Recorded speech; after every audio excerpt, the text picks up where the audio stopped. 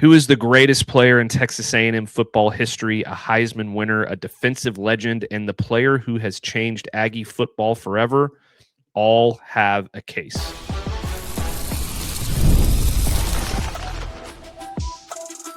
You are Locked On Aggies, your daily podcast on the Texas A&M Aggies, part of the Locked On Podcast Network, your team every day. Welcome in. You are locked on the Texas A&M Aggies. I'm your host, Matt Galatzan of Texas A&M Aggies on SI, and welcome to 10 years of Locked On podcasts. This is a massive, massive anniversary for the company, and today, to celebrate such a massive achievement by Locked On, we are counting down the top 10 players in Texas A&M history, going from 1 all the way through 10, and even some players who just kind of narrowly missed the cut at the very end. I'm joined by Harrison Reno today. And Harrison, we have some controversy right off the bat. And I don't know how people are going to feel about this, but I don't really care because I am here to make a statement that John David Crow is the best player in Texas A&M football history, not Johnny Manziel. John David Crow is the first ever Heisman winner in the history of Texas A&M football, 1957 Heisman Trophy winner, 2-time Southwest Southwest Conference selection, all Southwest Conference selection, led Texas A&M to the 1956 Southwest Conference Championship. He played offense, he played defense, he played special teams, he played running back, he played linebacker. He's a member of the College Football Hall of Fame. He's the first true superstar in the history of Texas A&M football. He was the face of Bear Bryant's one of Bear Bryant's greatest football teams with Texas A&M, and he helped establish Texas A&M for really one of the first times as a national power. And that's why he's number 1. He is the player that every Aggie great now is measured up against, at least in my opinion. Damn. And see, I feel like this is going to be split. I feel like if you're over the age of like 60 and you're watching the show, which if you are, we appreciate you. I'm glad you know how to work YouTube. I feel like they're probably going to take John David Crow. Probably. But everybody under that is going to take Johnny Manziel. And I fit into that category. I'm surprised that you went with John David Crow. Because, I mean, I saw a video yesterday of a famous media outlet asking who is the best player in college football history. A lot of them said Johnny Manziel. Well, a lot of those people don't know what they're talking about because as much as I love Johnny, he's not a better football player than Cam Newton or Joe Burrow or Vince Young or he's probably like around 5 or 6, I think. Like he's one of the best football players that has ever done it, but best ever, no thank you. He is way better than Baker Mayfield though, who I cannot believe he's ahead of Johnny Manziel. But I mean, look, no disrespect to John David Crow. I feel like it's hard to compare because they're in such different eras. And playing offense and defense back then, it's impressive. Is it as impressive as it is now? Are you more impressed with what John David Crow did? Or are you more impressed with what, I don't know, Travis Hunter in terms of playing both ways? Well, I mean, I think that's probably a good question. Here's what I would say. His historical achievements to me and what he was able to do as a pioneer for Texas A&M football outweigh a Travis Hunter type thing to me. We're talking about Texas A&M here. We're not talking about Colorado, right? And in terms of Texas A&M, he was the first person to do a lot of the things that are really some of the greatest achievements in the history of Texas A&M football. That's why he's number 1. That's just me. I can get behind. I can see your point, and it does make sense. I think we both agree Johnny had one of the best single seasons of all time from a quarterback. Like, very few can match that. I think Joe Burrow, Joe Burrow had a single great season as well that matches up with Johnny. Winning the Heisman as a freshman is up there in terms of historicness and all that. It's a great debate. I'm curious to see what the comments say, Matt. But I won't hold us up any longer on number one because, God help me, you have Johnny at number two. I do have Johnny at number two, and that's why this debate I think we probably spent a little bit too much time on number one. Johnny is certainly deserving of number two. 2012 Heisman winner, first freshman to ever win a Heisman, like you mentioned, 9,989 total yards in 2 seasons, 93 total touchdowns, 11-2 in their first SEC campaign, beat Alabama and Tuscaloosa. He is the most important Texas A&M player of the modern era. I don't think there's any doubt about that one. He helped put Texas A&M back in the national spotlight after kind of a down period for the program. And he really just helped change the perception of the program as they made that transition. He's probably also the most exciting player we've ever seen wear a Texas A&M uniform. So yeah, he's definitely at number two for me. It's neck and neck. It's not like I'm saying John David Crow is the most far and away best player in the history of Texas A&M football.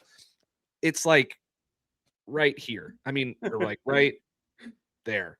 Like I've got a Johnny jersey right here behind me. Like I know how good he is. So we're not going to John David Crow jersey now behind you. I think they even make those, Harrison. I really don't. But let's move on. Let's move on to number three. Real quick. My one sentence about Johnny that will go down as the craziest Johnny story is the fact that he could go get hammered on a Friday night and wake up a couple hours before game time and just go ball out without like minimal preparation. Yeah, I mean, I think that's really impressive. I also think that he could have been a generational football player had he had his act together. And I like Johnny. True. I just think that he made a lot of bad decisions along the way.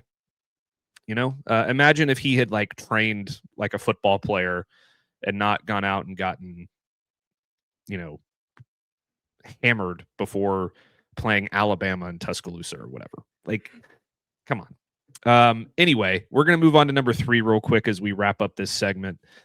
This is the first defensive player we're going to have on the list. This is another fantastic debate, I think, that we can have about who the best defensive player in Texas A&M football history is.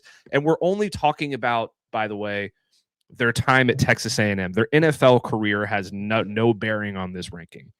That's why I'm putting Von Miller number three in the top 10 greatest Texas A&M players of all time. 2010 Butkus Award winner, consensus All-American, school record at the time, 33 sacks by the time he left the program, Big 12 Defensive Player of the Year, first-round NFL pick, really one of the most feared pass rushers in the history of college football, and he kind of set the standard for Texas A&M defenders in the modern era. Yeah, it'd be interesting if the NFL did have a bearing on this because I wonder how much this list would change. I would imagine Von Miller and Myles Garrett would be closer to the top, have an argument for those top two spots if the NFL was included in this. But no doubt, even without the NFL, Von Miller still had an excellent college career, was an impact player for Texas A&M, went on to be a really good player in the NFL. Matt, I'm not the best judge of who's going to be in the Pro Football Hall of Fame, but I assume Von Miller might have a chance of doing that when his career is all said and done. He's what, 3-time first-team All-Pro, 2-time Super Bowl champion, Super Bowl MVP. He led the NCAA in sacks in 2009 at Texas A&M, was a consensus All-American and a first-team All-American. Like, we're talking about one of the better players on defense, one of the better edge rushers in college football history. No doubt, I still remember seeing him for the first time or seeing him in college in one of those Texas A&M games. I want to say it was the 2009 game.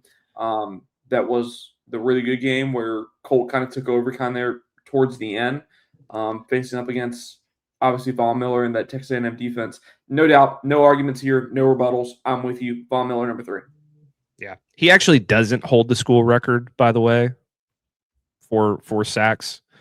And didn't at the time of graduation. I missed that one. That's on me.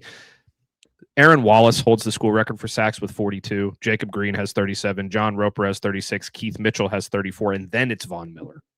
I got my wires crossed on that one, so apologies. But we move on. I completely agree with you. Von Miller was a generational talent at Texas A&M. He went on to have a tremendous NFL career and will forever go down as one of the best Aggies to ever do it. At number 3, as a matter of fact, on our list.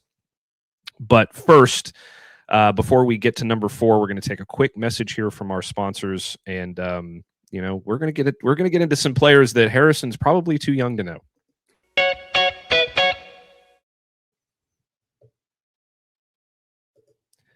The NBA playoffs are here, where every possession matters, every matchup is magnified, and every game can swing a series. And right now, FanDuel is giving new customers a great way to get in on the action. Here's what I like about it.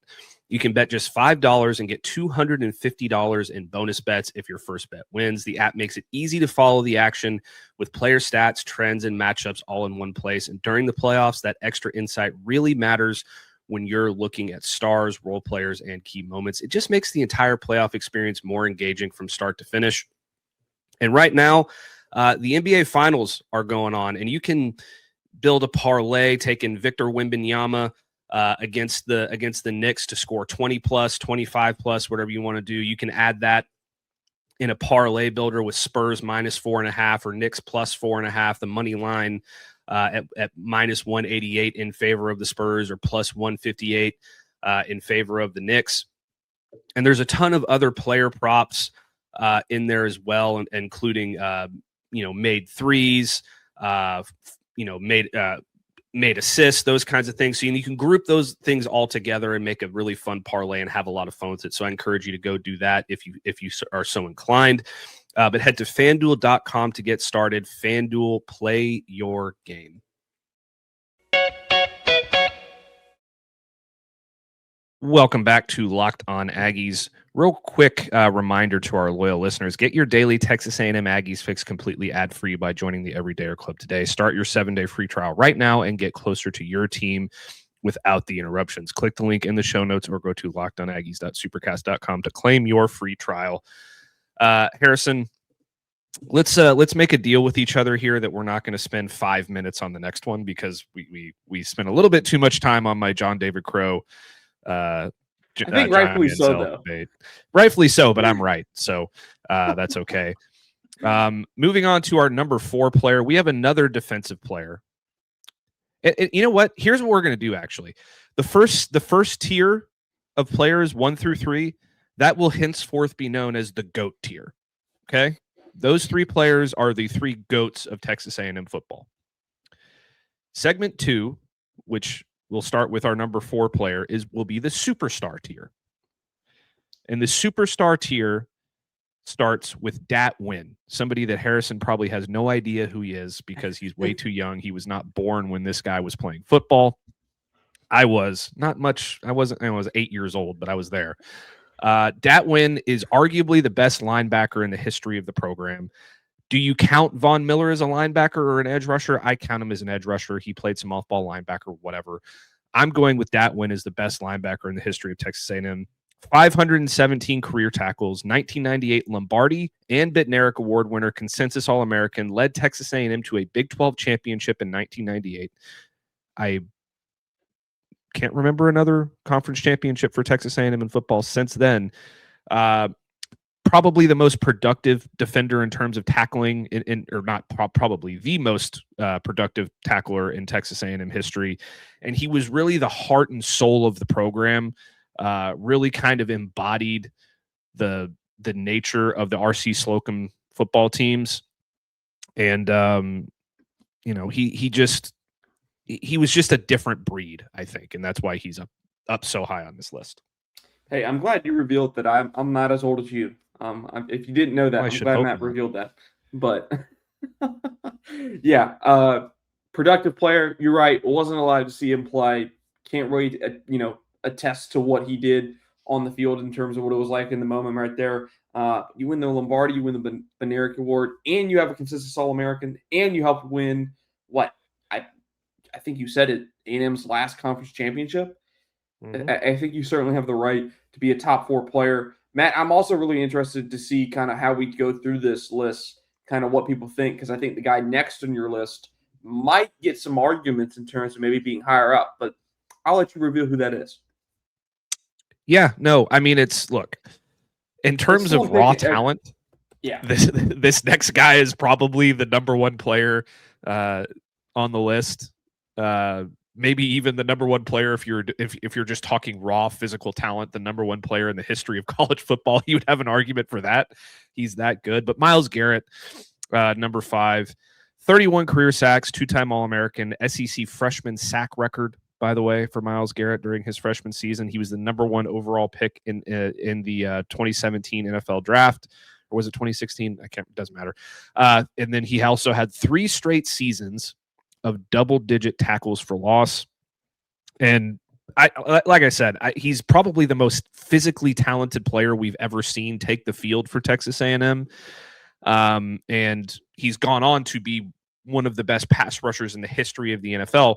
We're not counting any of that. Okay, we're only talking about from the time he stepped foot on Texas A&M's campus till the time he left, and that's why he doesn't make it above Dat Nguyen, who just had a far more decorated career. It's a shame that the rivalry between Texas and Texas A&M paused before we could see Myles Garrett in one of those matchups, and to see a Myles Garrett-led team play in that rivalry, because obviously you're talking about one of the downer, the worst times of Texas history recently in terms of, I want to say there were a couple 8-win, 5-win seasons in there, a down period for them. Shame we never got to see him play in that rivalry. But Matt, when you pull up his stat sheet, man, I'm not even looking at the sacks, but you got 14 tackles for a loss, 19 and a half tackles for a loss, 15 tackles for a loss. I mean, this guy was just disruptive. This guy was havoc wrecking. Just one of the greatest defensive players, I think, in college football history, for sure. I mean, off the top of my head, you'd probably put maybe a guy like Jadeveon Clowney up there with him, a couple other guys up there with him. Just havoc wrecking all 3 years of his college career from the moment he stepped foot on camp. Absolutely deserving of this spot on the list. Yeah, I'm just going back and looking at the Longhorn depth charts from the years that Myles Garrett was in College Station. He would have had to have gone up against Connor Williams, who was a pretty decent left tackle for Texas. He would have eaten Texas alive in those games. So that's a very good shout there by you, Harrison. Number 6 on our list, the final edition of the superstar tier here for our top 10 players. A guy that when I started putting this list together, I thought I was going to call his name sooner. But here he is.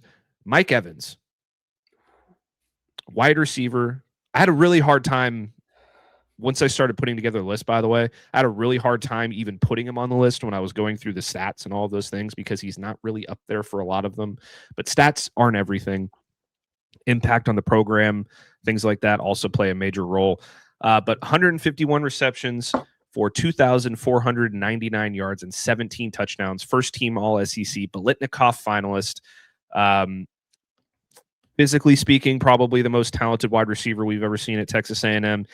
He and Johnny Manziel had a really special connection, helped lead Texas A&M to some very, very good seasons there. And he was just a matchup nightmare. He really, really was. Again, should he be on the list considering the career stats? I'm not sure. But in terms of physical talent and impact on the program, he's right there. Well, and I think it's also worth considering and noting he only played 2 seasons. He redshirted in 2011, had just 2 seasons of play, managed to put up 1,000 yards in each of those seasons, which I get it. All-time career, receptions and yards isn't going to stack up there very highly among the rest of the people in program history. But what he did in just 2 seasons alone is as impressive as anybody, in my opinion. And yes, I'm sure it was hard to place him on this list because obviously considering everything he's gone on to do in the NFL, he'd be right up there if the NFL was included. Matt, I mean, just taking the NFL resumes of these guys, I assume he'd be top 3 if you're just ranking them based off NFL success, up there alongside Myles Garrett and Von Miller. But yeah, absolutely deserving. Mike Evans deserves to be on this list. And I agree with you. I think he needs to be in the superstar tier because I don't know if I'd put him below. Although there's some really good players behind him in this next tier we're about to talk about. Yeah, if we were adding NFL accomplishments to this list, the top 3 players would be Myles Garrett, Von Miller, and Mike Evans. We're not, though, so that's why they're a little bit lower on the list. But yeah, I mean, he's was an unbelievable playmaker for Texas A&M. Had he played a full 4 seasons, he probably would have broken every passing or every receiving record in the history of Texas A&M football. He didn't quite get there because he was so good that he had to go to the NFL after his redshirt sophomore season. So props to Mike Evans. He makes it into the final edition of our superstar tier. On to the next tier, though, in segment 3. These bottom 4 spots might actually be the most controversial part of this ranking.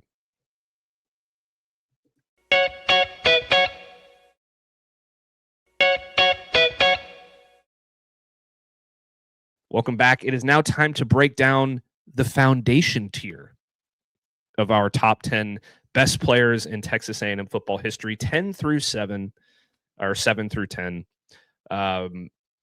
We're going to have to move a little bit quicker on these because, there's 4 instead of 3, and we got to get through them all, plus talk a little bit extra at the end about something else. But number 7, Harrison, I have another old school player who your dad might not have even been born when this guy was playing football. I don't know how old Mr. Reno is. But Jack, 1954 to 1956, he was a 2-time All-American, team captain, Southwest Conference champion, member of the College Football Hall of Fame, and arguably the toughest player that Bear Bryant ever coached, according to most accounts. Just dominated during an era when players played both ways. And again, he really helped, a lot like Crow, helped establish what many believe to be the heart and soul of Texas A&M football, that mentality and that identity. I'd be curious for the folks that watch both of them, how Jack and Dat Nguyen stack up in terms of both linebackers, both incredible players. Like, for folks that the rare people that got to watch both, who would you rank above the other? That's the thing that's most curious to me. And also, Matt, let's not forget, this was the guy that also played with your guy, John David Crow. So this was a teammate of his. You're talking about 2 all-time great players on the same team.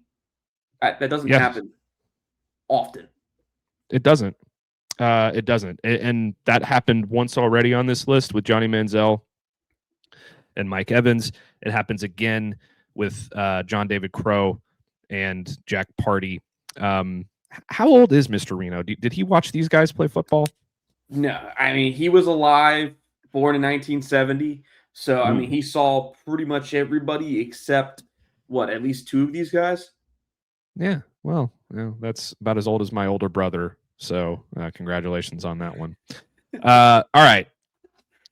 Number 8, Luke Joeckel, offensive tackle. It was really hard for me to decipher or decide which tackle I was going to put on this list because there's a couple of them that you could argue for Texas A&M who could be in this list.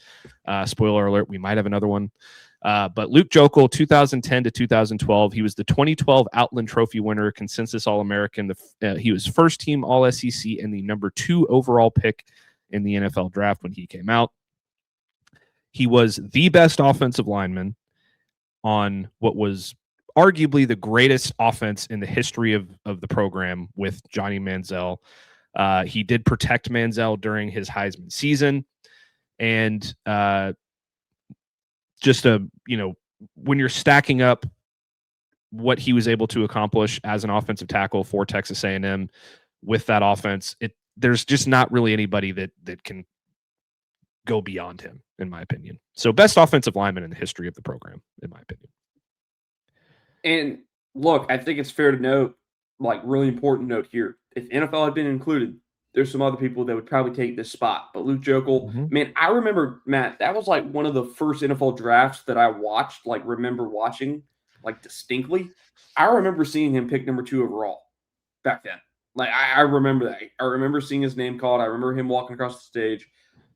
Absolutely. And I think what gives him the edge over these other guys that we're going to talk about, maybe one of them who may or may not be on this list. He won the Outland Trophy. He won the Jim Parker Trophy. He was a unanimous All-American. He also won the Jacobs Blocking Trophy and a 2-time first-team All-SEC member. I think on the accolades alone, granted, I don't know what the PFF grades were, and I'd be curious to see if PFF was even doing that back They then. weren't. They weren't. Nope. I think Luke Jokel absolutely probably deserves the spot. I don't think you'll find too many people pushing back on this when they see the full list. Yeah, I mean it's going to be really close. We're going to go with another defensive player here at number 9.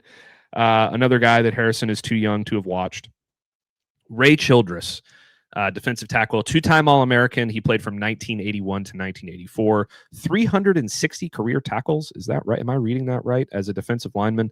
Southwest Conference Defensive Player of the Year, top 5 NFL draft pick. And just one of the most, I feel like he might be the most overlooked player on this list. Like he really, I know that like people are going to say the 2 guys from the 50s are overlooked. Those guys are talked about as like Texas A&M legends consistently. This guy, like if I were to name it, if anybody else were to do a top 10 list without having to do a deep dive, I feel like he wouldn't have made the list because people just overlook him, and it's not fair. You're right. Never got to watch him, but this is a name that I recognize. Childress is I wouldn't say like that. That's something that I've heard before and heard him brought up. Matt, seeing the fact that he had 360 career tackles as a defensive lineman, that's astounding. Like I got to double check that, by the way. that doesn't happen. I don't know if I've heard that before for a defensive lineman. That's how rare it seems to be. That's really impressive on its own. And playing in an era where you were running the football more, like the pro style offense wasn't really a thing. It was obviously you're playing in I form, you were under center. That's crazy to hear for Ray Childress, top 5 NFL draft pick, as you said. I have no pushback here. Yeah, I mean, look, when you have that much, that much behind you in terms of statistics and the accolades and all those different things. Ray Childress, 360 career tackles as a defensive lineman. Good Lord, people. This guy was a freak. That's in 4 seasons, right? He played 4 seasons. Yeah, he played 4 seasons and had 360 career tackles as a defensive lineman. That's look, wild. he went on to play for the Oilers, who you have a jersey behind you of, and he went on to play for the Cowboys. So I really have no pushback. Yeah, he's there. All right, final player on the list, Harrison. This is our second offensive lineman on the list, and it's a guy that could have competed with Jokel for number 8, quite honestly. Jake Matthews, Luke Jokel's teammate. What a pair of tackles Johnny Manziel had. How did that team not win a national championship? Good Lord. 2-time consensus All-American, 4-year starter, 46 career starts, 2013 Jacobs Blocking Trophy winner, first-round NFL draft pick. Again, right there with Luke Jokel. He wasn't drafted as high. Jokel had a little bit of an edge on him, I guess, in terms of, in terms of the way people saw them in college. But they're really, really close. I mean, obviously, Jokel won the Outland.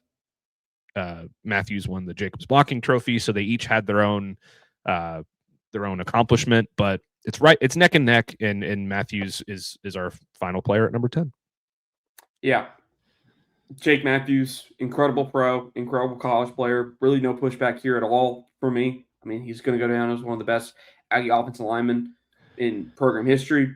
Definitely going to go down as one of the best NFL offensive linemen from Texas A&M in program history as well. So, Matt, my one question to you. If A&M had stayed in the Big 12 for that Johnny Manziel era, would they have made it to a national championship game? Probably. My inkling says yes. I think that they probably would have, because I don't see a scenario. I don't think Texas was very good that year. I don't remember what Oklahoma did in 2012. I'll have to go back and look. But I don't. Maybe you can search that up. But I don't remember either of those teams being alarmingly good. Maybe Oklahoma was. In 2012 went 10-3 and obviously lost to Texas A&M in that Cotton Bowl. That's right, they did. And then I think Oklahoma in 2011.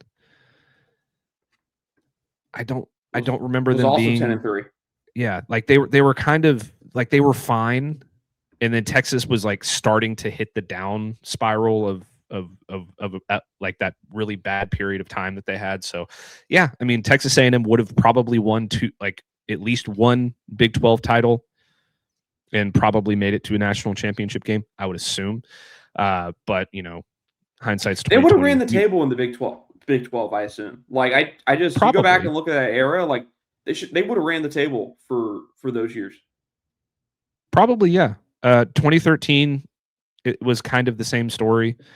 But 2013 was the Case McCoy Texas OU game, if I remember correctly. I don't know if that is the case or not. I'd have to go back and look. Case McCoy played against Texas A&M in the final Big 12 matchup in 2011. I don't remember if he was there for 2 more years. He was very mid quarterback, so I don't have too many fond memories of Case McCoy to my recollection. But real quick, Harrison, before we get out of here, who are the biggest snubs on this list? Who did not make the top 10 that maybe had an argument to make the top 10? I've got a few for you. Okay. Aaron Glenn, consensus All-American corner, one of the best players in the 90s. Dante Hall, people called him the human joystick, one of the most explosive players in team history, running back, kick returner. 2-time All-American Richmond Webb, awesome offensive tackle. Maybe the greatest punter in college football history, Shane Leckler. Kellen Mond, quarterback, holds pretty much all the Texas A&M passing records. He certainly deserves to be up there. Darren Lewis, the all-time leader in rushing with over 5,000 yards. Then you move on down to Ryan Swope, the career leader in receptions, the career leader in yards, the fourth in touchdowns with 24. Kevin Smith, another one on defense, 20 interceptions in his career, 9 in a single season in 1989. Johnny Holland, another really, really good tackler for Texas A&M. Aaron Wallace, the career leader in sacks for Texas A&M. There's a bunch of players who could have made the list, but we settled on this top 10, and I will recap it for you now. John David Crow is the best player in Texas A&M football history at number 1. Not moving on that. Johnny Manziel comes in at number 2. Von Miller, number 3. Dat Nguyen, number 4. Myles Garrett, number 5. Mike Evans, number 6. Jack Party, number 7. Luke Jokel, number 8. Ray Childress, number 9. And Jake Matthews coming in at number 10. If you disagree, if you feel like there's another player who should have been on this list that we didn't discuss, give us your top 10 below down in the comments. We would love to hear your thoughts and what your top 10 might be, because it could be completely different from ours. Tell us why John David Crow in the comments is the best player in Texas A&M football history over Johnny Manziel, or if you feel Johnny is, go ahead and put it down there as well. But that's going to do it for this episode of Locked On Aggies. Thank you so much for tuning in today. Tomorrow, we will be back to talk, some more spring football, or not spring football, sorry, some football for fall camp, some more preview stuff. We need to finish this top 10 list thing, Harrison, that we've been going through over the past few weeks. So we're going to probably do that as well. So make sure to subscribe and follow the podcast to get all the latest episodes. We are on every major social media platform at Locked On Aggies. If you never miss an episode, the Everydayer Club is built for you. Get Locked On Aggies ad-free plus members-only Discord access and more. Head to lockedonaggies.supercast.com to join the club. For those of you on video, we send you to the first ever 24/7 National Locked On Podcast Network YouTube channel. On audio, make sure your second listen is Locked On College Basketball, and we'll see you tomorrow.